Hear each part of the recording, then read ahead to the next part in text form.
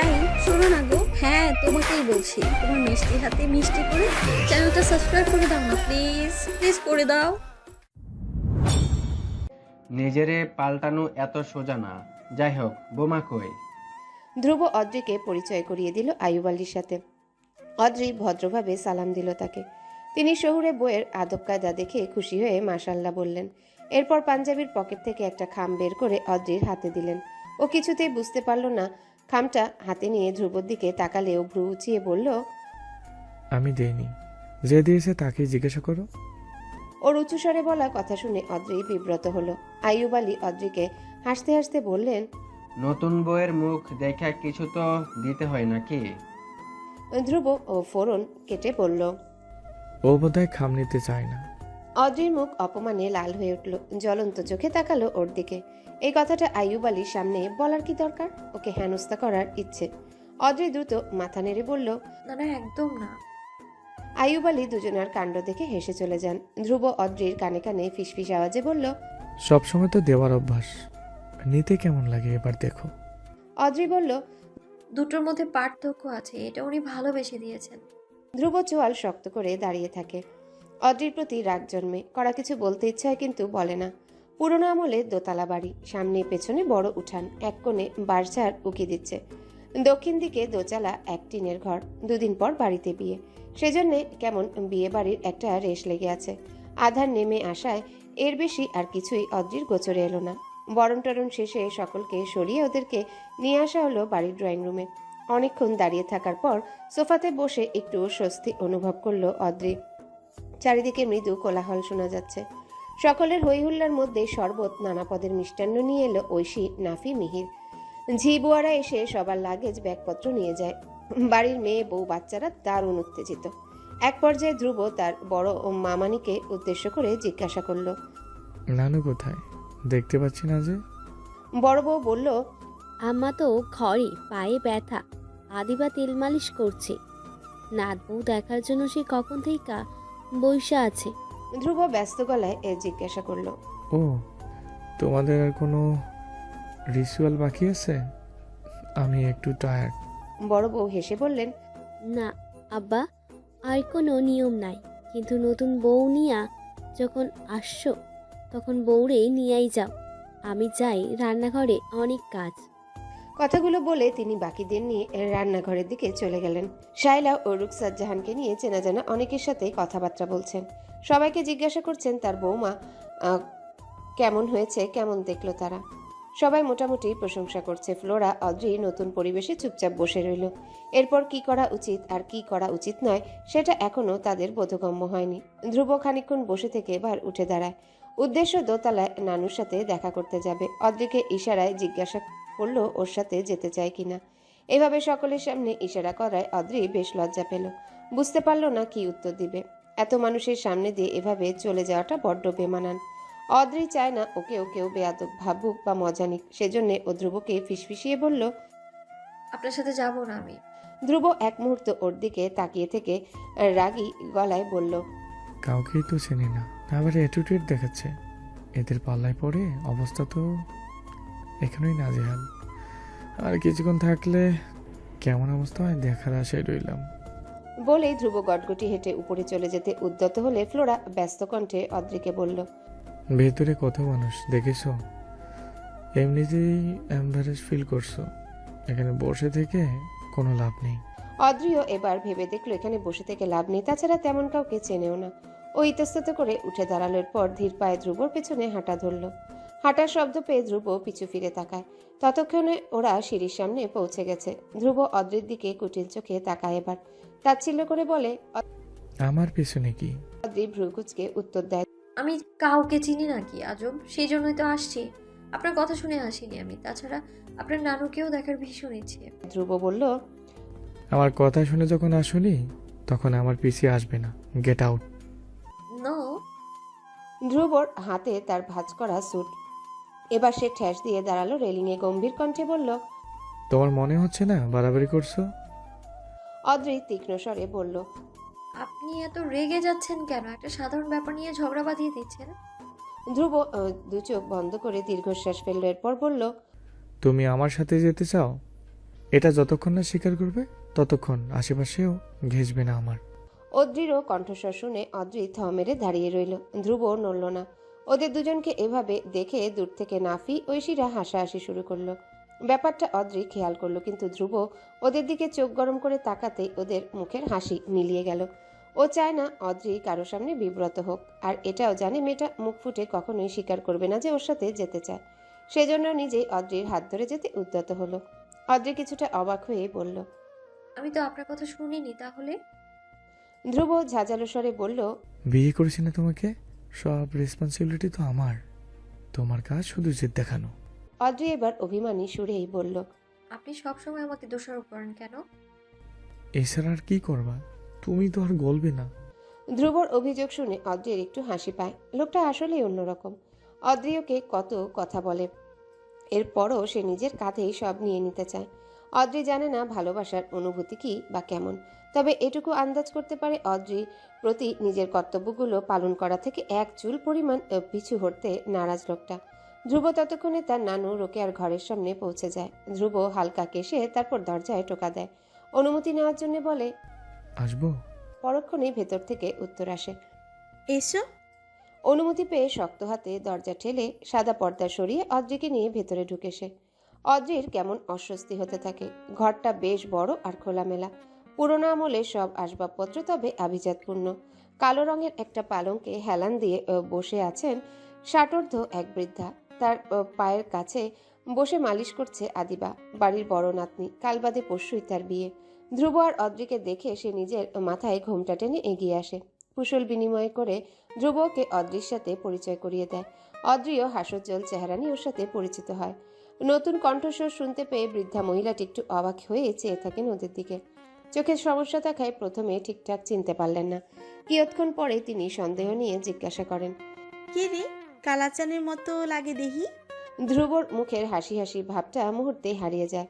ও গোমরা মুখে এগিয়ে যায় রোকেয়া বেগমের দিকে। পাশে বসে হাতটা নিজের মুঠোয় নিয়ে বলে, প্লিজ এই উদ্ভট নামে ডেকো না তো আমায়। রোকেয়া বেগম হি হি করে হেসে ফেলেন। ঠিকই চিনেছিলাম। এতদিন তোমার সময় হয়েছে এই বুড়িরে দেখিবার লাগি। ধ্রুব রুক্ষ স্বরে বলল। অফিসে প্রচুর চাপ ছিল। রোকেয়া বেগম বললেন, হইছে আর অজুহাত দিও না ভাই। আমার নাত বউ কই, কখন থেকে বইয়া আসি। অদ্রিকে নিয়ে আসে আদিবা। পালঙ্কের পাশে একটা টুল আছে, অদ্রি সেখানেই বসে পড়ে। সালাম দিয়ে জিজ্ঞাসা করল, কেমন আছেন নানু? রোকেয়া বেগম ফ্যাস ফ্যাস কণ্ঠে বললেন, তোমারে দেখা এখন আরো ভাল লাগতাছে গো বউ, মাশাআল্লাহ। একটা পরি পাঠাইছে আল্লাহ আমার কালাচানের লাগি। অদ্রি ফিক করে হেসে ফেলল নাম শুনে। ধ্রুব রক্তিম চোখে তাকালো ওর দিকে। আদিবাও হাসছে। ধ্রুব ধমকে ওকে চুপ করিয়ে দিল, কিন্তু অদ্রি নিজের হাসি থামাতে ব্যর্থ হলো। ধ্রুব হঠাৎ শান্ত হয়ে গেল। এরকম প্রাণখোলা অদ্রিকে সে আজ নতুন দেখছে। রাতের বেলা ভুরি ভোজন হলো এক প্রকার। ধ্রুব জ্বরের জন্যে কোনো পদই মন মতো খেতে পারল না। তার উপর ঐশী মিহিরদের ঠাট্টায় রাগ হচ্ছিল। অদ্রিও ওদের কথা শুনে হাসছিল। সারাদিন পর জ্বরটা আবারও মাথাচাড়া দিয়ে উঠল ধ্রুবর। চোখ দুটো জ্বলতে লাগলো। এক পর্যায়ে ঘরে এসে বিছানায় শুয়ে ঘুমানোর চেষ্টা চালালো, কিন্তু আচমকা তখনই বিদ্যুৎ চলে গেল। এক পর্যায়ে ধ্রুবর ভীষণ গরম লাগতে শুরু করলো। পরনের শার্ট খুলে ফেললো। ঔষধ ব্যাগপত্রের কোনো হদিস পেল না। ঘরে পানি নিয়ে দিকে ধ্রুবর গলা শুকিয়ে কাঠ। জ্বর ক্রমেই বাড়তে লাগলো। ওভাবেই মাথা যন্ত্রণা নিয়ে শুয়ে রইল। বহুক্ষণ পর কে যেন এসে দরজা খুলে ভেতরে ঢুকলো। ধ্রুব শব্দ শুনে চোখ খুলল। মোমবাতি হাতে ঘরে ঢোকা মানবীটাকে সে চিনতে পারল। জ্বরের ঘোরেই বলল, এসেছো? আমার কিছুই খুঁজে পাচ্ছি না। অদ্রি মোমবাতিটা একটা স্ট্যান্ডের উপর রেখে দরজা ভিড়িয়ে বেরিয়ে গেল। কয়েক মিনিট পরই আবার ফিরে এলো হাতে কিছু নিয়ে। সন্তর্পণে ধ্রুবর কাছে গিয়ে বসলো। কপালে হাত রেখে কিছু একটা বোঝার চেষ্টা করে বলল, জ্বর বেড়েছে, ঔষধ এনেছি, নিন। ধ্রুব মিটিমিটি করে চাইলো, খানিকটা অবাক হয়ে বলল, তুমি জানো? অদ্রি ওর প্রশ্ন এড়িয়ে গিয়ে ভ্রু কুঁচকে বলল, আপনি দেখি আমার থেকেও বেশি জেদি। কেন বললেন না তখন আপনার অসুখ? এতটা পথ এই শরীর নিয়ে ড্রাইভ করে এলেন।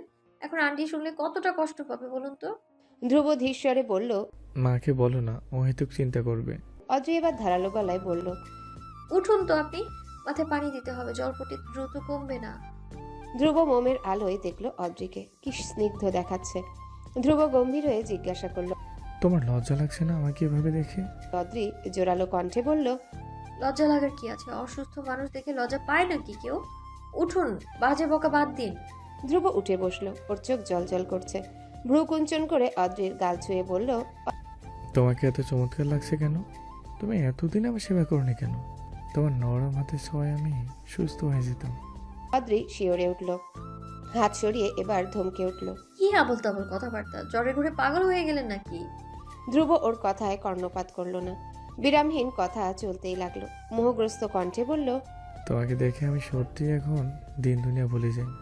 এই সত্যিটা স্বীকার করলে মা আমাকে যা বলবে তাই করতে হবে। শর্তে ছিল আমি এই চ্যালেঞ্জ কবেই হেরে গেছি অদ্রি। মা কি তোমার সাথে আবার আমাকে বিয়ে দিবে? এবার আমি একটু রেগে থাকবো না, প্রমিস। তুমি সব ঠিকঠাক করে নেবে? অদ্রি ওর হাতে ঔষধ আর পানির গ্লাস ধরিয়ে দিয়ে কাটকাট গলায় বলল, আগে ঔষধটা খান, পরে এইসব বাজে কথার আলোচনা হবে। ধ্রুব নাছোড়বান্দা। উফ, বাজে কথা নয়, তুমি বসো। অদ্রি এবার ধমকে উঠল, আন্টি ঠিকই বলেছিল, কিন্তু আপনি গ্রামে এসেই যে পাগল হয়ে যাবেন ভাবিনি তো। আগে ঔষধ খান, পরে এইসব বাজে কথার আলোচনা হবে। ধ্রুব ম্লান গলায় বলল, সত্যি বলছি, তোমার মতো নির্দয় মানুষ আমি আগে কখনো দেখিনি। ভালোবাসি বলেই সব সহ্য করে নিচ্ছি, নয়তো। অদ্রি মুখ বাঁকা করল। আমি জোর করিনি আপনাকে, ইচ্ছে হলে মারুন, কাটুন। ধ্রুবর কণ্ঠস্বরে নেমে এলো কঠোরতা। তীক্ষ্ণ গলায় বলল, কোনোদিন যদি আমার ভালোবাসা মিথ্যা প্রমাণিত হয়, তখন তোমার রাগ জেদ কিছুই আমি গ্রাহ্য করবো না অদ্রি। অদ্রি অকপটে বলল, আপনার ভালোবাসা এত ঠুনকো যে মিথ্যে হয়ে যাবে, এটা নিয়ে আবার আপনি গর্ব করেন? ভালোবাসা মিথ্যা নয় অদ্রি, শুধুমাত্র যেদিন বুঝতে পারবে তুমি আসলে আমাকে ভালোবাসো না, সেদিনই সত্যি আমি তোমাকে নিজের মতো ছেড়ে দেব। এখনই ছেড়ে দিচ্ছেন না কেন? ধ্রুব নির্বিকার কণ্ঠে বলল, তুমি কনফিউজড, আমার জন্য কষ্ট পাও, কিন্তু মুখ ফুটে বলো না। But I am don't care. Adri নত মুখে বলল, আপনার ধারণা সত্যি তো নাও হতে পারে। ধ্রুব তেজদীপ্ত কণ্ঠে বলল, ধারণা নয়, বিশ্বাস। তুমি মুখে যাই বলো না কেন, সম্পর্ক ভাঙা তোমার ধ্যান ধারণার বাইরে। এতটুকু অত্যন্ত চিনি তোমায়। বেশি কথা বলছেন, ওষুধটা খেয়ে নিন। ধ্রুব চুপচাপ ওর কথা মানল, দ্বিরুক্তি করলো না একদমই। কিন্তু ওর বলা কথাগুলো অদ্রির মনে ধাক্কা দিল। এই যে অদ্রি সবার থেকে এত ভালোবাসা সম্মান পাচ্ছে, এগুলো ছেড়ে দূরে তো যেতে চায় না। ও কি ধ্রুবকে বলবে সে কথা? ওর ভাবনার ঘোর কাটল ধ্রুবর আর্তনাদে। অদ্রি হতচকিত হয়ে জিজ্ঞাসা করল, কি হয়েছে? ধ্রুব দুহাতে কপালের এক পাশ আঙ্গুল দিয়ে চেপে ধরল, ম্লান মুখে বলল। অদ্রি ঘাবড়ানো গলায় বলল, বলার ইচ্ছে না হলে বলবেন না, কিন্তু ভরসা করতেই পারেন। অসুখে পড়লে লুকিয়ে রাখতে হয় না, আমি কিন্তু আন্টিকে বলে দিব। ধ্রুব ওর অস্থিরতা টের পেল। জানালার কপাট গলে ঘরে আসছে ঠান্ডা বাতাস। অন্ধকার ঘরে ঠিকঠাক মতো কিছুই দেখা যায় না। ধ্রুব কিয়ৎক্ষণ চুপ থেকে বলে ওঠে, না, মাথা যন্ত্রণা, আমার ঘুমানো প্রয়োজন। তুমি কিন্তু ভালোই ব্ল্যাকমেল করতে জানো দেখি। অদ্রি নমনীয় কণ্ঠে বলল। তা অবশ্য জানি। ধ্রুব ভারী কণ্ঠে প্রশ্ন করল, আর কি কি জানো? অনেক কিছু। রান্না বান্না, পড়াশোনা, ঘর গোছানো, ফ্যামিলিকে ভালোবাসা, সেবা করা, প্রয়োজন নেই। অদ্রি বুঝতে পারল ওর পরের কথাটা কি হতে চলেছে, কিন্তু ও ধ্রুবকে থামিয়ে দিয়ে বলল, আপনি বেশ বাচালের মতো আচরণ করছেন। চলুন তো এবার মাথায় পানি দিয়ে আসুন, তাহলে ভালো লাগবে। নাকি আমি ঘরে নিয়ে আসবো? ধ্রুব দুর্বল ও ব্যতিব্যস্ত কণ্ঠে বলল, ঔষধ খেয়েছি, একটু পরেই ঠিক হয়ে যাব। অদ্রি এই সন্দেহী গলায় বলল, শিওর? ধ্রুব দৃঢ় কণ্ঠে বলল, অবভিয়াসলি। ওকে, কিন্তু আপনি তো চেঞ্জ করেননি। আমি কাপড় নিয়ে দিচ্ছি, চেঞ্জ করে নিন। বলেই অদ্রি এ ব্যস্ত ভঙ্গিতে উঠে দাঁড়ায়। ধ্রুব ওকে থামিয়ে দিয়ে খুলে রাখা শার্টটাই পরে নিল। এরপর বিছানায় শুয়ে চাদর টেনে নিল গায়ে। বাতাসে হালকা ঠান্ডা লাগছে। মৃদু কণ্ঠে বলল, চেঞ্জ করতে ইচ্ছা করছে না, থাকুক। অদ্রি আর কথা বাড়ায় না। ধ্রুব একটা সময় ঘুমের গভীরে চলে যায়। বাইরে চঞ্চলা বাতাস, রূপলি চাঁদ আর এক আকাশ ভরা তারার দল পৃথিবীতে আলোড়ন সৃষ্টি করছিল। দূরে কোথাও শোনা যায় শিয়ালের করুণ কান্না। নিস্তব্ধতাকে খানখান করে সেই কান্নার শব্দ পৌঁছে যায় অদ্রির কানেও। কারেন্ট আসার নামগন্ধ নেই। মোম প্রায় অনেকটাই গলে পড়ছে। অদ্রি আরেকটা জ্বালিয়ে নেয়। সোনালি আলোয় ঘরের এক পাশ জ্বলজ্বল করছে, অন্য পাশ ঘন কালো আধারে ঢেকে। ধ্রুব ঘুমিয়ে পড়েছে সেই কখন, কিন্তু অদ্রির চোখে ঘুম নেই। হেডবোর্ডে হেলান দিয়ে ধ্রুব শিওরে বসে আছে। একটু পরপর তাপমাত্রা চেক করতে থাকে। মাঝরাতের দিকে তাপমাত্রা একটু বাড়ায়, জলপট্টি দেয় ধ্রুবকে। ওর ফর্সা মুখখানা লাল হয়ে আছে। অদ্রি এলোমেলো চুলগুলোতে হাত বুলিয়ে দেয়। ধ্রুব অস্ফুটে কিছু একটা বলে ওঠে। অদ্রি কান পেতে শোনার চেষ্টা করে, কিন্তু কিছুই ওর গোচর হয় না। ওর মন কু ডাকতে থাকে। অন্ধকার ঘরে ভয়ে কেমন মিইয়ে যায়। অদ্রির বুক কেঁপে ওঠে, অবশ হতে চায় সারা শরীর। হঠাৎই কেমন এক মৃত্যু ভয়ে ঘিরে ধরে ওকে। মা মারা যাওয়ার সময় অদ্রি এভাবেই তার মাথার কাছে বসেছিল। সেই মুহূর্তটা কখনো ভুলতে পারবে না। অদ্রি চায় না এই মুহূর্তের আবার পুনরাবৃত্তি ঘটুক। ওর চোখ ঝাপসা হয়ে আসে।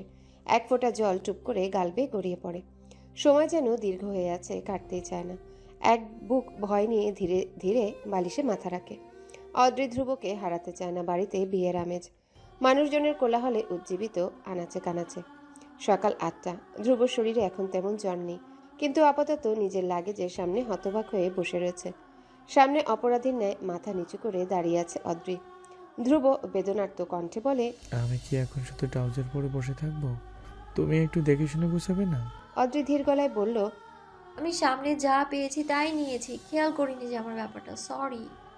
ধ্রুব নির্নিমেষ চেয়ে থাকে অদ্রির মুখ পানে। লাগেজে ও ট্রাউজার আর অফিসে পরা দুটো শার্ট আর একটাই টি শার্ট ছাড়া আর কিছু নেই। সেজন্য অদ্রি বারবার নিজেকেই দোষারোপ করছে। হতাশ ভঙ্গিতে দাঁড়িয়ে আছে সেই কখন থেকে। ধ্রুবর ভীষণ মায়া হলো। মেয়েটা অন্তত চেষ্টা তো করেছে, ও তাতেই খুশি। এরপর মৃদু গলায় বলে, ইটস ওকে, আমি যতীনকে বলে দিচ্ছি, ওসব পাঠিয়ে দিবে। অদ্রি করুণ স্বরে আবারও বলে। আমি সত্যিই সরি। ধ্রুবর ধৈর্যের বাঁধ ভেঙে গেল। জোরালো কণ্ঠে বলল, আর একবারও ক্ষমা চাইবে না। তুমি নিজে যা এনেছো তাই পরবো। দরকার হলে বিয়েতেও আমি অফিসের শার্ট পরবো। Got it? বলে ওখান থেকে জামা কাপড় নিয়ে ফ্রেশ হতে চলে যায়। অদ্রি বোকার মতো দাঁড়িয়ে থাকে। ও একটু দেখে শুনে নিলেই তো পারত। নিজের প্রতি রাগে ওর হাত পা নিষ্পিস করতে থাকে। সকালের নাস্তা শেষ করে সকল কাজিনরা মিলে বাড়ির উঠোনে বসে গল্প করছিল। মিহির, ঐশী, নাফিরা বেশ আসর জমাতে জানে। ফ্লোরা অদ্রিকে নিয়ে সে আসরে নিজেও গল্প জমায়, কিন্তু এসবে অদ্রির এক বিন্দুও মন নেই। একটু পরপর দৃষ্টি যাচ্ছে বাঁশঝাড়ের নিচে বসে থাকা ধ্রুবর দিকে। বড় মামার সাথে বসে বিয়ের আয়োজন নিয়ে কথা হচ্ছিল ধ্রুবর। শহরে পরিবারে বিয়ে হচ্ছে আদিবার। গ্রামে বেড়ে ওঠা মেয়েটি সেই জীবনের সাথে মানিয়ে নিতে পারবে কিনা তা নিয়ে বেশ চিন্তিত আইয়ুব আলী। ভাতিজি তার পরম আদরের। এত ভদ্র মেয়ে এই তল্লাটে খুঁজে পাওয়া মুশকিল। ধর্মীয় রীতিনীতি আচার যথাযথ নিষ্ঠার সাথে পালন করে বলেই আদিবা তার চোখের মণি। তাই বিয়ের আয়োজনে কোনো ত্রুটি রাখতে চান না। এসব নিয়ে আলোচনা চলছিল ধ্রুবর সাথে। হঠাৎ রান্নার লোকদের ডাক পড়ায় আইয়ুব আলী উঠে যান। ধ্রুব দীর্ঘশ্বাস ফেলে ঘাড় ফিরাতে অদ্রিকে দেখতে পায়। ওর কাল রাতের কথোপকথন মনে পড়ে। অজান্তেই ঠোঁটের কোণে মৃদু হাসি ফুটে ওঠে। এক দৃষ্টিতে তাকিয়ে থাকে অদ্রির দিকে। কিন্তু ওর মনে হয় অদ্রিও ওকেই দেখছে ভীষণ উদ্গ্রীব হয়ে। এরপরের সময়টা পুরোপুরি স্বপ্নের মতো ছিল ধ্রুবর কাছে। অদ্রি নিয়ম করে ওর ঔষধ দিচ্ছিল, গায়ের তাপমাত্রা চেক করছিল, ও কি খেতে চায়, কোনটা অপছন্দ করছে, সে সমস্ত কিছু অদ্রি নির্ভুলভাবে করে গেছে। সারাটা দিন অদ্রি নিজের চোখের আড়াল করতে একদম চায়নি। বিকেলে কাজিনদের দলবল এসে জড়ো হলো ওদের থাকার ঘরের দরজায়। নতুন কাপড়ের থেকে তারা বকশিস দাবি করছে। হইচই বাঁধিয়ে পুরো হুলস্থুল অবস্থা। রেগে ধ্রুবর মুখ লাল, চেঁচিয়ে অস্থির। অদ্রি বুঝিয়ে সুঝিয়ে সবাইকে বিদায় করতে চাইলে সবাই টাকা পেলেই চলে যাবে এমন শর্ত দিল। অদ্রি একটুখানিও দেরি না করে ড্রেসিং টেবিলের উপরে রাখা ধ্রুবর ওয়ালেট থেকে 1000 টাকার কিছু নোট বের করতে করতে শীর্ণ কণ্ঠে জিজ্ঞাসা করল, কত দেব? ধ্রুব ক্রুদ্ধ কণ্ঠে বলল, পুরোটাই দিয়ে দাও, আই ডোন্ট কেয়ার। তবুও যদি এসব ফাজলামো বন্ধ করে। ওরা ভাবছে বিয়ে করছি বলে আমাকে বিপদে ফেলবে। আমি কাউকে ভয় পাই না। অদ্রি ঠোঁট ভিজিয়ে ক্ষীণ কণ্ঠে বলে। মোটেও না, আপনি তো বীর পুরুষ। ধ্রুব রাগি চোখে তাকালো। মজা করছো তাই না? অদ্রি মাথা নাড়ালো। একদম না। যাই হোক, টাকাগুলো আপনি দিয়ে আসুন, আমি আনইজি ফিল করবো। ধ্রুব টাকাগুলো মিহিরের হাতে তুলে দিয়ে ওদেরকে কিছুক্ষণ ছাড়ল। তার এই কাজিনগুলো হলো বদবুদ্ধি মাথায় নিয়ে ঘুরে, যেগুলো ধ্রুব কোশ্চিনকালেও চিন্তা করতে পারে না। ওর আগে গজগজ করতে করতে ঘরে ফিরে এলো। অদ্রি ওর সামনে গিয়ে দাঁড়ালো। ধ্রুব ওকে ওভাবে দেখে হকচকিয়ে গেল। বুঝতে না পেরে ভ্রু উঁচিয়ে জিজ্ঞাসা করলো, কি? অদ্রি আদেশের সুরে বলল, বসুন। ধ্রুব বোকার মতো বসলো। অদ্রির হাতে থার্মোমিটার দেখে হতাশ হয়ে বলল, 10 মিনিট পর চেক করার প্রয়োজন নেই, ঠিক হয়ে যাবে। অদ্রি দু চোখের পল্লব জোড়া নাড়ালো। মেডিসিন আর পানি ধ্রুব হাতে ধরিয়ে দিয়ে ঘর থেকে বেরিয়ে যাওয়ার আগ মুহূর্তে শান্ত কণ্ঠে জবাব দিল। আপনি জানেন না আমি এই অসুস্থতা ঠিক কতটা ভয় পাই। সন্ধ্যা পেরিয়ে রাত। কাল আদিবার হলুদের অনুষ্ঠান, তবে তা বড়ভাবে পালন করা হবে না। আদিবার ইচ্ছায় সবকিছুই ঘরোয়াভাবে করা হবে। সেজন্য সবাই নিজেদের সাজগোজ নিয়ে পরিকল্পনা করছিল। অদ্রিও ছিল তাদের সাথে। ধ্রুব পুকুর পাড়ে তার মেজমামার সাথে বসেছিল। পকেটে থাকা ওর ফোনটা ঠিক সেই মুহূর্তেই বেজে উঠল। ধ্রুব ফোন হাতে নিয়ে দেখে আননোন নাম্বার থেকে কল এসেছে। ওর অদ্ভুত লাগে একটু। ফোন রিসিভ করে হ্যালো বলতে ওপাশ থেকে রায়াত কণ্ঠের আওয়াজ শোনা যায়। ধ্রুব জিজ্ঞাসা করে, হ্যালো বন্ধুরা, পরবর্তী পার্ট খুব তাড়াতাড়ি আসবে, তো সবাই অপেক্ষায় থাকো। আর চ্যানেলটি যারা এখনো সাবস্ক্রাইব করোনি তারা পরবর্তী পার্ট দেখার জন্য চ্যানেলটি সাবস্ক্রাইব করে রেখো। ধন্যবাদ সবাইকে, আমাদের সাথেই থেকো।